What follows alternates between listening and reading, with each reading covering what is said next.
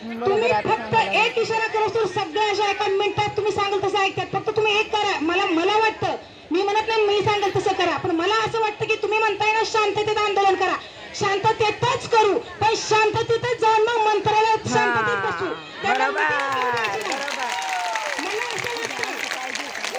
संघटनेच्या विरोधात जायचं नाही.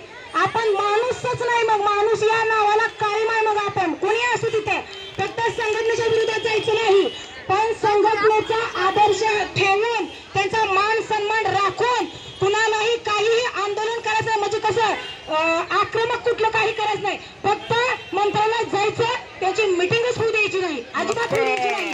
आणि दुसरी गोष्ट, तुम्ही कधी म्हणता की बाबा आक्रोश कधी, की बाबा जर कुणाला इजा पोहोचवली, कुठं एसटी तोड, कुठं रस्ता रोको आंदोलन कर, मग ते आपलं कसं झालं, आक्रोश पद्धतीने झालं.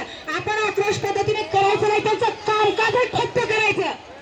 मग तर म्हणणार नाही तुला गालबोट लागलं, तुम्ही म्हणजे कसं रस्त्यावरही उतरू देणार नाही. बरोबर आहे. पहिली गोष्ट, आम्ही रस्त्यावर उतरायचं नाही, आम्ही एसट्या थांबवायच्या नाही, त्या आम्ही फक्त हिथं मारायचं आणि तुम्ही तिथे एसीत बसून आईश करायची. ही कुठला कायदा आहे? असं करू नका.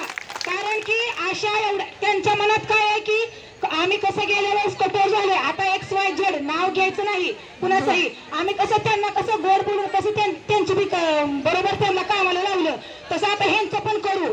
त्यांना असं वाटतंय की ती इतकी कठोर झाली, ती गॅस कुणाचा म्हणजे मुलांचा हात पाय म्हणजे त्या मगाशी तर आशा बोलत होती माझ्या मुलाचा हात मोडलाय, तरी पण ती तशी झाली. एकाचं तर एका आशाताईचं तर एका ह्याच्या तो वार गेलं एका साईट मधून मिस्टरांचं, तरी बिचारी रडत होती माझं पेमेंट कटबीट करून घेतले का असं. बरोबर आहे, पण ती तर इतकी रडत होती ना, तरी पण मला काय म्हणायचं आहे, फक्त एवढंच बोलायचं आहे की हो ठीक आहे, हम सब हमारी यूनियन, हमारी यूनियन.